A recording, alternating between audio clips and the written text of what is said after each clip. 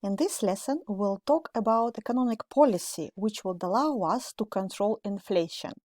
As inflation in the short run can be caused by shifts in aggregate demand and aggregate supply curves, we can separate the measures which we are trying to implement into demand-side policies and supply-side policies. So let's discuss them in turn. So there are two types of demand-side policies, policies which would affect the location of aggregate demand curve. These are fiscal and monetary policies. As I mentioned in one of previous lectures, fiscal policy is the policy controlled by the government, and this involves decisions regarding the level of government expenditure, which is our direct component in aggregate demand formula, and tax rates, which will affect consumption expenditure indirectly via disposable income, which population will have after paying their taxes, which will determine their consumption levels. So generally, what the government can do in order to reduce inflation, to bring it under control, they can try to reduce aggregate demand, and this can be done by reducing government expenditure and or increasing taxes. These measures will reduce disposable income. When taxes are higher, consumers will have less money to spend. This will reduce their disposable income in their pockets, and as a result, this will lead to lower consumption. So let's have a look. Demand-side policies. Demand-side policies. And we start with fiscal policies. First one would be to reduce government expenditure, and the second one would be to increase taxes. How will this help us to control inflation? When government expenditure drops, one of the components in aggregate demand formula will go down. So this is what we experience. This component of aggregate demand declines, which will reduce the whole aggregate demand, overall aggregate demand. While when the government increases taxes, this will lead to a reduction in disposable income. Disposable income will drop. Why is that? Disposable income is the difference between total income which we receive and taxes. When taxes are higher, disposable income, the whole term in brackets, will drop. When we have less disposable income, this will lead to lower consumption. So another component in aggregate demand formula will drop. Consumption plus investment plus government expenditure plus net exports.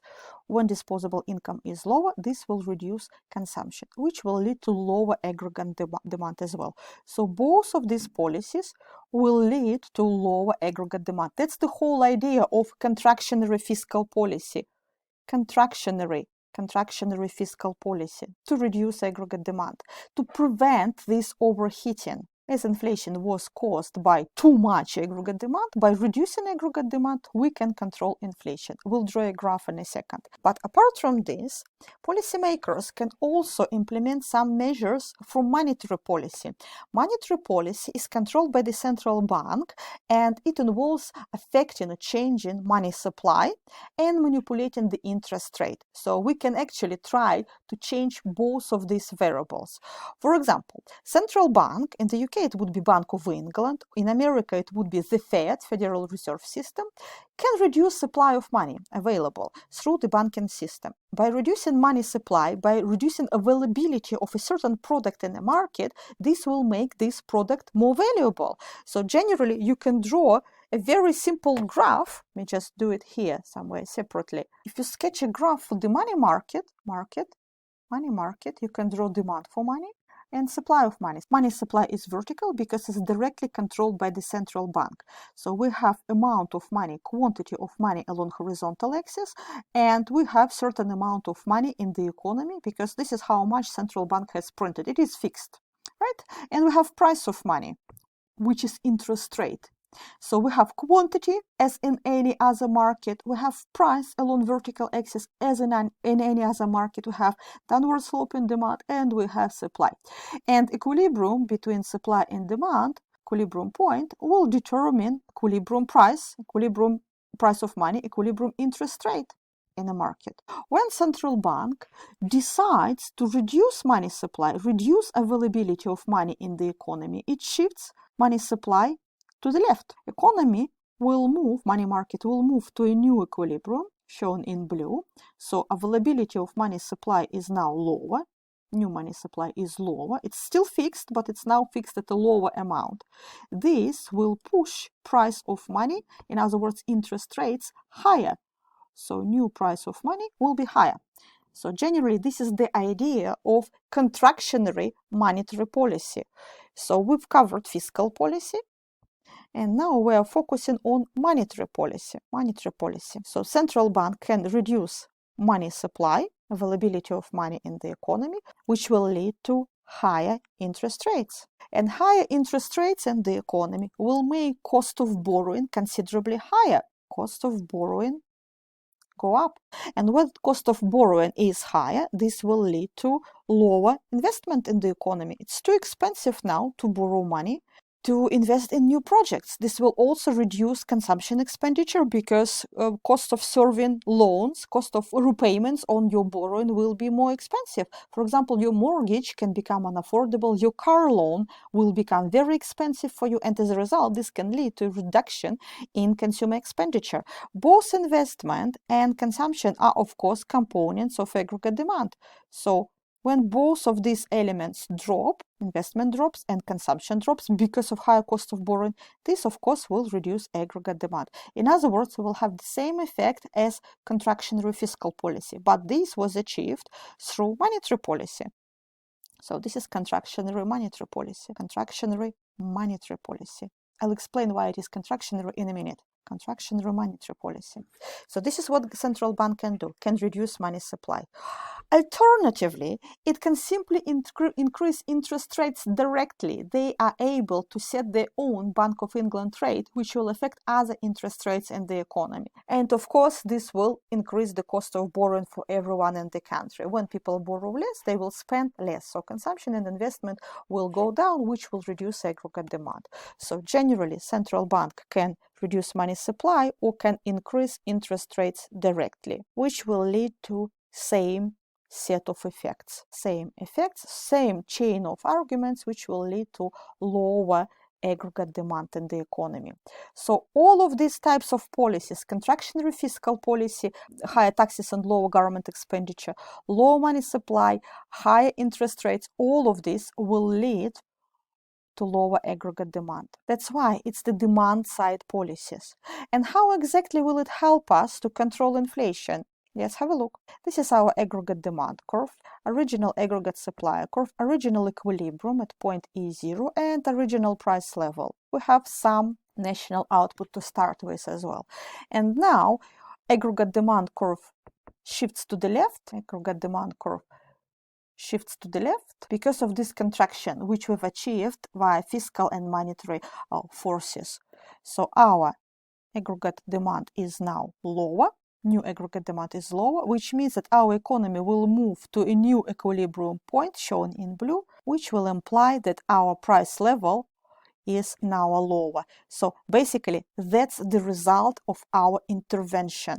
When aggregate demand drops, price level will drop as well. So generally, we've managed to reduce inflation. That's exactly how contractionary policies will help us to combat inflation. Why are they called contractionary? Because unfortunately, they will also lead to a reduction in the level of national output. These are the costs of anti-inflationary measures. Unfortunately, it's contractionary because it restricts output as well. So output is now lower, which also implies that employment is lower. We lose jobs because we don't produce as much output as before, which means that unemployment now will be higher. And again, this set of effects illustrates the fact that we cannot achieve several macroeconomic objectives at the same time. When we manage to reduce inflation, unfortunately, it will come at the cost of lower output and higher unemployment. So this is an illustration of demand-side policies, which we can implement in order to control inflation. Please remember, fiscal and monetary policy are both demand-side policies. They both will shift aggregate demand curve.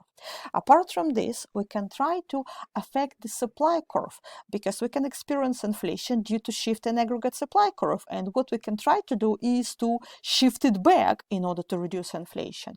So generally, the aim of supply-side policies would be to reduce the rate of increase in costs.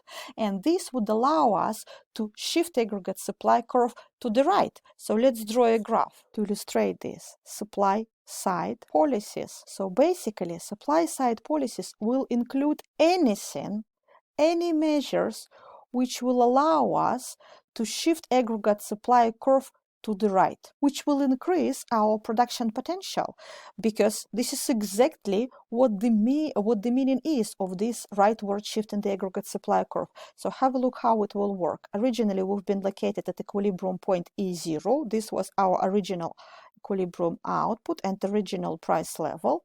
And when aggregate supply curve shifts to the right, our economy will move to a new lower equilibrium point, E new, which will increase output. But most importantly, this is what we want to achieve. It will lead to lower inflation.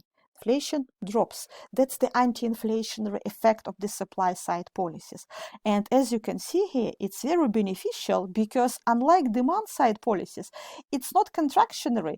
It doesn't lead to lower output and higher unemployment. Actually, it's the other way around. Supply side policies will allow us to reduce inflation, but also increase output. National output is now higher. It will increase employment level, we create new jobs when we produce more output, and it will lower unemployment. This is the situation which allows us to achieve several macroeconomic objectives at the same time. So this is highly desirable result. The problem is, how exactly do we do this? Why don't we implement these policies all the time? Because as I mentioned, shifting supply curve to the right is equivalent to achieving economic growth. And you can actually combat inflation by increasing economic growth in a country. And even our formula, which we've covered previously here, tells us that inflation rate is affected by the economic growth. The higher the growth rate is, the lower inflation rate will be. And we can achieve lower inflation rate by increasing the rate of economic growth, by implementing some supply side policies, by expanding our production potential. So this is highly beneficial. Unfortunately, it takes a lot of time to work. Demand side policies are more under government control, under the government's and central bank's control. Supply side policies take time to operate, and they are much more difficult to control and to operate. That's why if you need to combat inflation immediately, you will have to implement some demand side policies which will be contractionary to your economy. So supply side policies will involve limiting some market imperfections. As you have learned from one of the previous topics, in particular profit maximization in various market structures, you probably have noticed from your seminar exercises that monopolists charge higher prices. Monopoly is an example of market imperfection. It's not perfectly competitive market when companies enjoy monopoly power. They're using this power by increasing prices. So generally, you can bring prices under control by increasing the amount of competition in the economy, by reducing these market imperfections, by restraining monopoly influences on prices. So you can try to reduce, for example, mergers. You can implement some anti-monopoly laws. You can reduce the size of natural monopolies and so on. So by restricting activities of monopolies, you might be able to control inflation. But apparently, it will not be very easy to achieve. You can try to reduce the power of trade unions, which can force you to implement minimum wages which are above equilibrium. Apart from this, the government can also try to encourage research and development, innovation in the economy in order to increase productivity, which will increase production potential of the economy. They can try to provide tax incentives for new startups or give grants to companies to invest in training, developing human capital, increasing their productivity and future production potential. All of these measures will help to shift aggregate supply curve to the right, reduce long-term costs of production, and reduce inflationary effects. Strictly speaking, in macroeconomics, there is no right recipe for reducing inflation. Economists often disagree on precise causes of inflation, and because they cannot always explain what is the true reason for inflation, there are several schools of macroeconomic thought, and they explain inflation in different ways. And because of this, they cannot agree on the most appropriate cure for inflation or anti-inflationary policy. However, what is important to note is that expectations play a crucial role in determining the level of inflation. Expectations affect both consumers and producers.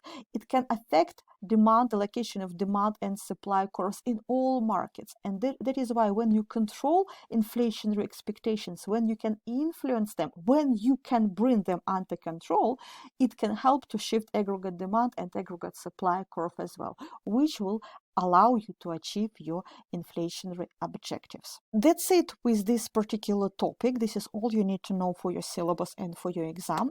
There is some suggested reading for you, so please make sure that you do this, you cover these pages, because there are some questions in the exam question bank based on this particular material. That's it for today. Thank you very much for joining me. Stay safe.